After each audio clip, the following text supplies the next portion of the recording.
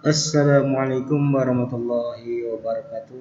Baik, berjumpa lagi dengan saya Dedi Suwarna.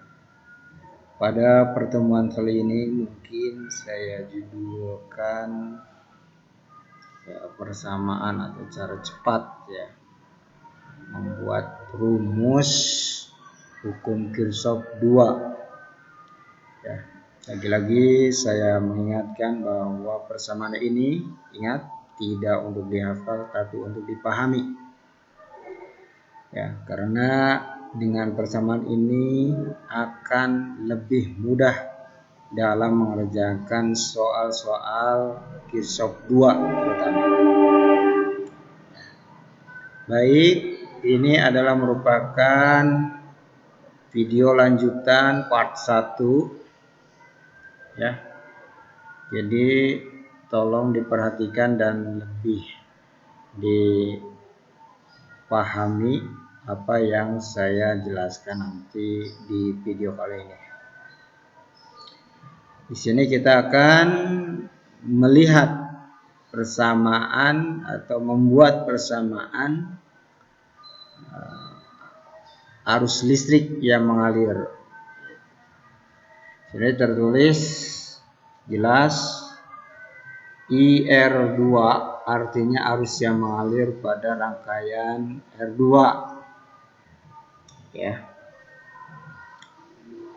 Arus yang mengalir pada rangkaian R2. Kita akan buat, ini adalah rangkaiannya. Kita akan buat persamaannya dan ingat jika polanya sudah ketemu dari part 1 polanya sudah ketemu, jangan lupa untuk diingat langkah-langkahnya. Jadi pola yang satu jika sudah ingat maka langsung saja tanpa harus membuat persamaan lagi. Jadi langsung angka. Kenapa? Karena kita melihat polanya. Kalau misalkan ini 20, ini 30 misalkan maka kita lihat angkanya saja tanpa harus melihat, tanpa harus membuat rumus terlebih dahulu. Oke, sebelumnya kita langsung fokus pada rangkaian Kirchhoff 2 hambatan yang ada di hambatan 2 ini. Jadi arus yang mengalir ke sini itu berapa? Pertama kita buat yaitu tegangan. Ini. Tulis V2. V2. Karena kita ingin mencari I yang di sini kan, jadi I2, V2. Dikurangi bebas mau dikurangi V3 atau V1 bebas. Kalau saya lebih memilih V1 Jadi V2 dikurangi V1 dikali R1. Nah, ingat-ingat polanya. Ini V2 dikurangi V1 dikali R1. Oke, jelas ya. Jadi polanya lihat dari ini dikurangi ini langsung kali ini. Begitu. Bisa paham ya? Jadi V2 dikurangi V1 kali R1. Selanjutnya tulis lagi V2 dikurangi dengan V3 kali, yaitu V2 dikurangi V3 berarti dikali bagian ini R3.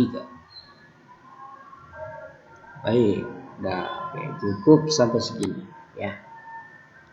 Jadi gitu, jadi V2 dikurangi V1 kali R1. V2 dikurangi V3 kali R3. Gitu ya. Kemudian Untuk yang bagian hambatannya kalikan. Ini dikali ini dikali ini, langsung ini dikali ini. Sama seperti part 1 ya. Jadi R, mau R1 dulu boleh, R3 juga boleh. Kalau R3 saya mau ambil R3 ya. R3 dikali R2. Oke. Kemudian R2 dikali R1. Terakhir itu ini dikali ini dikali ini, dan terakhir ini dikali ini, gitu ya. R3 kali R1. Nah, ini adalah persamaan untuk mencari arus yang mengalir di R2 yang ini. Paham ya? Jadi ini V2 dikurangi V1 dikali R1. Ya, sebenarnya bebas ya, kalau misalkan V2 dikurangi V1 ataupun misal V2 dikurangi V3, berarti R-nya bukan R1 tapi R, betul sekali, R3. Nah, jadi rumus ini tidak untuk dihafal tapi untuk dipahami cara buatnya. Pertama, V2 dikurangi V1 kali R1, kemudian V2 dikurangi V3 dikali R2 R3 ya, kemudian selanjutnya R3 dikali R2 R2 dikali R1 ya, kemudian dijumlahkan R3 kali R1 ya. Mudah ya. Jadi nanti aplikasi dalam mencari arus di rangkaian ya, di rangkaian Kirchhoff 2 ya, hukum Kirchhoff 2, Kirchhoff Law 2 gitu ya.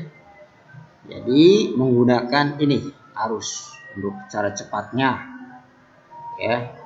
Tapi persamaan ini ingat jangan dihafal, tapi kita membuat sendiri. Asalkan kalian ya mengetahui langkah-langkahnya. Makanya saya minta pada Anda untuk tidak di skip videonya, tapi disimak sampai selesai dan ingat-ingat langkah-langkahnya. Ya, paham ya? Jadi ingat tadi. Nah, kalau yang sekarang, kalau kemarin kita bahas tentang part 1 tentang kuat arus, cari kuat arus di rangkaian Kirchhoff 2 ini ya. Kemarin itu kan dari sini kan, karena kita ingin mengetahui yang melalui R1 di V3 dikurangi ini, kemudian dikali ini V3 dikurangi ini gitu kan. Nah sekarang mah beda, karena kita ingin mencari arus yang ini, jadi V2 dikurangi V1 atau misalkan V3 boleh kurangi V3, asal nanti R nya bukan R1 tapi R3. Nah gitu. Kemudian nanti V2 dikurangi V1 gitu ya. Jadi yang keduanya V2 dikurangi V1 kalinya bukan R3 tapi R1. Nah, gitu terus. Jadi polanya ingat-ingat, langkah-langkahnya ingat-ingat. Jangan sampai lupa ya. Nah, itu mungkin ini video part 2 atau bagian kedua ya. Semoga materi ini lebih memperdalam lagi pemahaman kalian terhadap hukum Kirchhoff 2 ya. Itu. Jadi dalam mengetahui arus yang mengalir di R2 di sini nih ya. Oke, mungkin itu yang dapat saya sampaikan dan yang saya jelaskan. Semoga ada manfaatnya, dan tanyakan di kolom komentar ataupun tanyakan langsung ke guru Anda mengenai hal ini, karena persamaan ini mungkin tidak akan dibahas ya, karena ini tidak masuk ke kurikulum ya, konsepnya, rumusnya nggak masuk ke kurikulum, tapi nilainya sangat menentukan, nilainya bisa sama dengan konsep yang ada di buku.